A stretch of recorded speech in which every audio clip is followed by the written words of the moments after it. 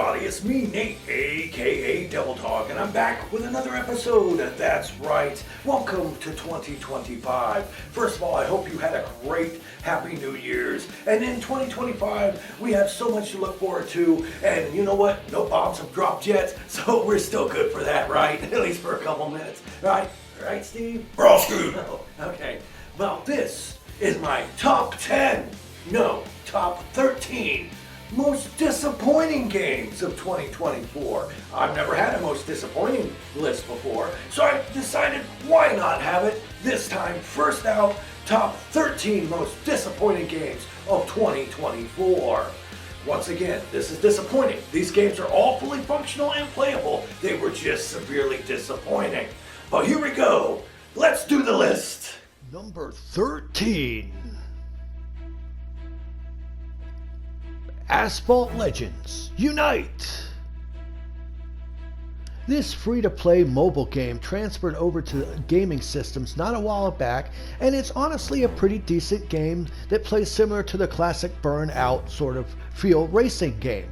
It's free to play, and it's fun at first, until you realize after a while the races start getting to a certain point where you have to get a super rare part that drops for your vehicle, and the only real way, guess what, is to grind your ass off or to buy it. That's right, it has a lot of good online modes. The game played great, I had a lot of fun with it, and it's a functioning game. But once again, it's one of those free-to-play titles that wants your wallet, and it wants it hard. It gives you just enough, because remember, the first taste is always free, but then you gotta pay for the rest. Honestly, just stick with the Burnout series and save your time for a much better game than this. Number 12. Star Wars Outlaws.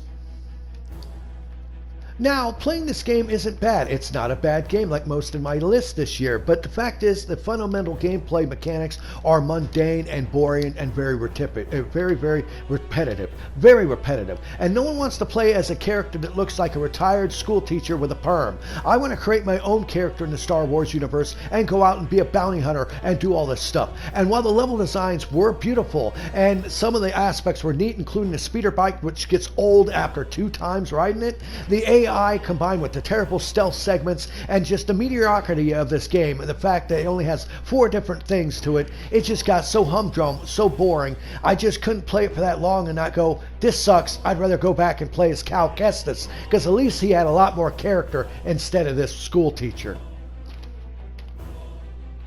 Number 11.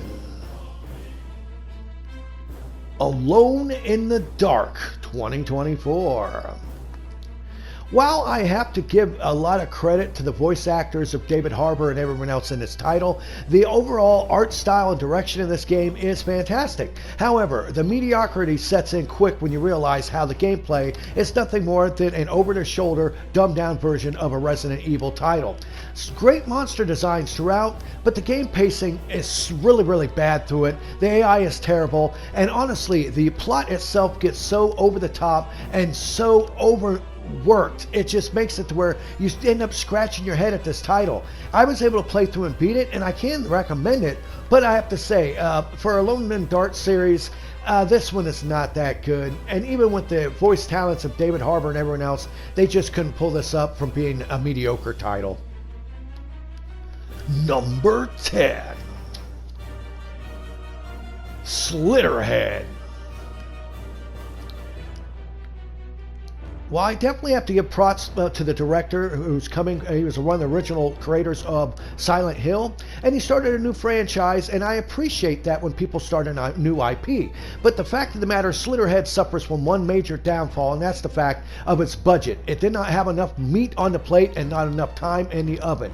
Their ideas are neat on paper, and some of the blood mechanics are neat, but with this very limited enemy design and the overall art design and the world's design, it gets very repetitious, very clunky, and honestly, it doesn't even have voiced cutscenes. Some are, but very few are. It really shows that the fact that this game, I hope it survives to possibly get a sequel in the future, but this is one of those titles out there that shows the money does really go where your mouth is, and in this case, this needed a lot more time and a way bigger budget. Number 9. Until Dawn Remake.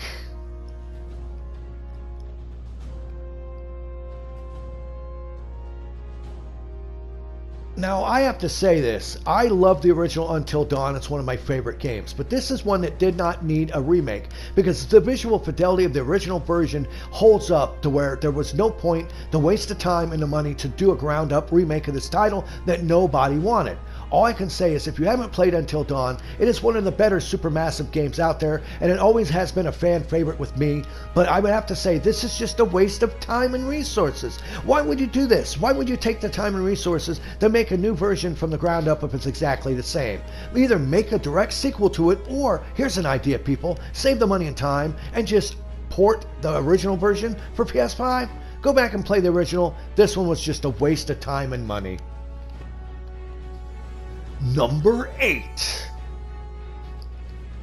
Dragon Age, the Veilguard.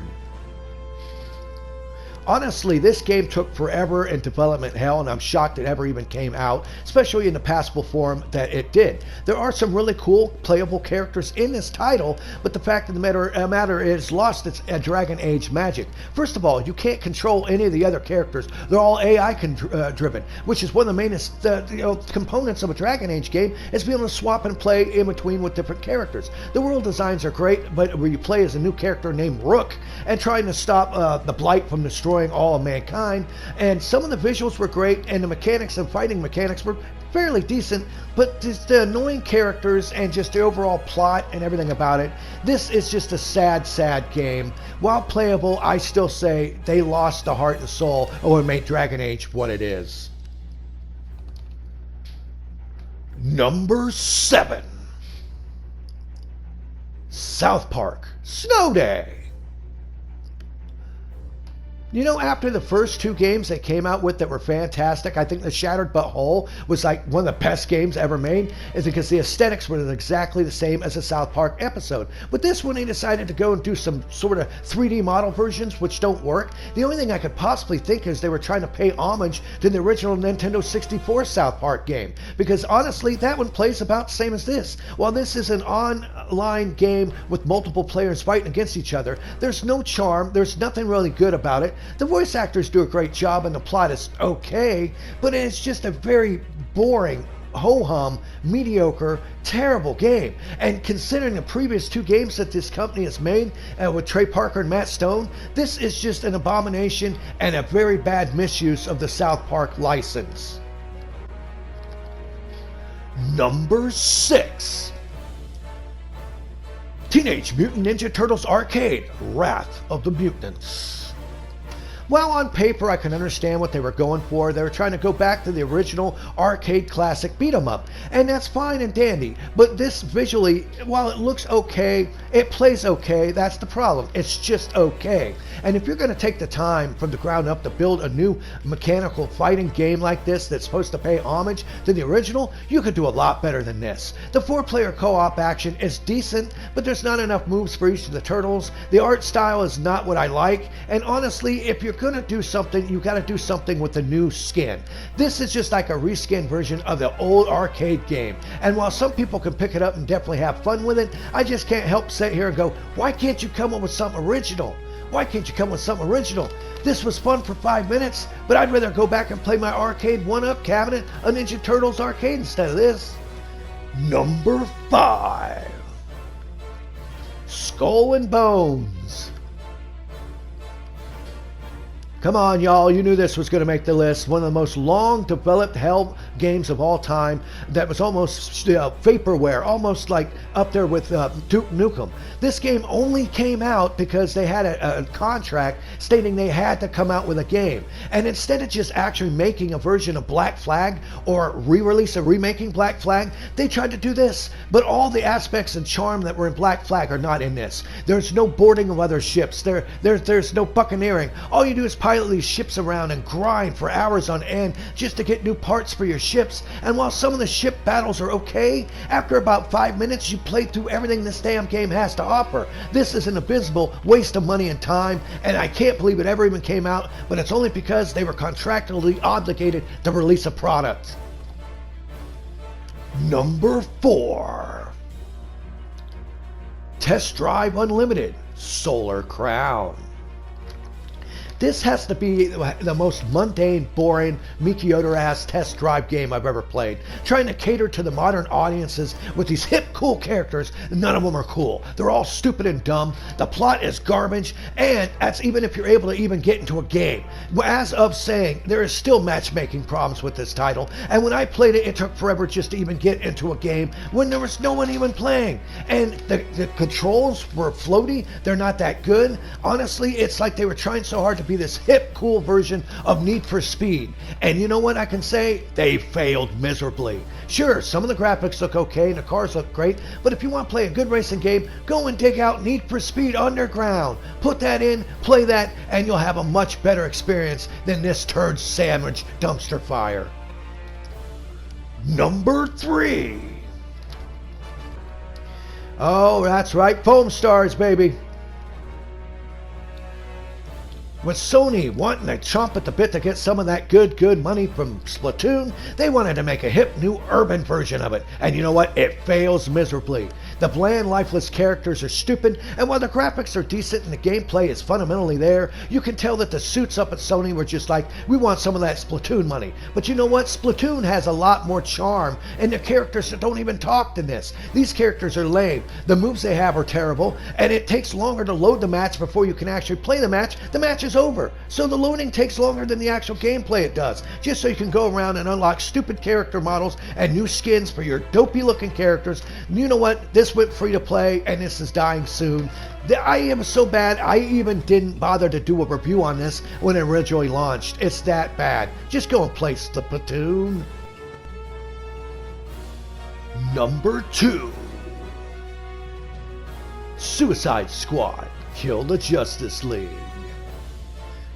While made by Rocksteady of original People Left, this is not made from the original Heart Soul Rocksteady. The idea of Suicide Squad Kill the Justice League was great on paper. Having a multiple group of the Suicide Squad going and killing the Justice League that had been taken over by Brainiac sounded great on paper. But once again, every single character you play as all use the same weapons. They all use guns, which is stupid because that deviates from the point of each of the characters having their own unique abilities. And the fact that, yes, killing the Suicide Squad, getting to kill the Justice League sounds cool, but when you realize it's alternate reality versions that have been brainwashed by Brainiac, it just comes off as stupid. And it's nothing more than a massive grind fest to lead you from one area to shoot purple orbs, to shoot other purple orbs, to shoot purple helicopters, just to level up, to grind some more, to unlock a new gear piece. This game was doomed from the beginning. Talk about a waste of time and money.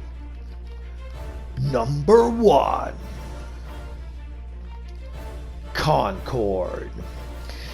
Wow, oh wow, talk about another miss from the Sony execs here. Their idea to capitalize on a, team-based shooter and the likes of all these other games out there, and they just fall flat on their faces and lose over $200+ million on this game, with characters that look like odd lot brand versions of Guardians of the Galaxy, with somewhat mediocre gameplay and moves and abilities, and the fact that this came out way too late in the line of these team-based shooters. Hands down, it was so damn bad, it shut down in less than 2 weeks. Now, if you even go and search on the PlayStation Store and put in Concord, they'll show you pictures of grapes. They won't show you anything of this. This was so bad, they lost so much money, they even shut down the studio that made it. And I feel bad for the studio because they were just doing what the higher up execs told them to do. But in the end, this is my number 1 pick of my top 13 worst games of 2024. Hands down, has to be Concord. Seriously,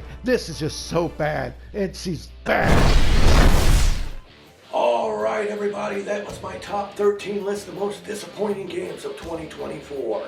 Do you agree or disagree with my choices? That's fine. Keep in mind, these are only games that I actually played that I actually can actually make my own opinion on. I'm not going to put stuff on my list I haven't played. Like if I didn't play any Xbox games or any PC games, I'm not going to have them on there because I'm sure there's a big list. Please leave your list in the comments below. I'd like to see what you would say would be the most top 10 to top 13 disappointing games of 2024. Leave it in the comments below. Please like and subscribe this video. Give me lots of thumbs up. Please subscribe, leave lots of comments. And of course, here at Devil Dog Gaming, we always end our videos by saying, have fun, play hard, and remember people, the devil is in the details.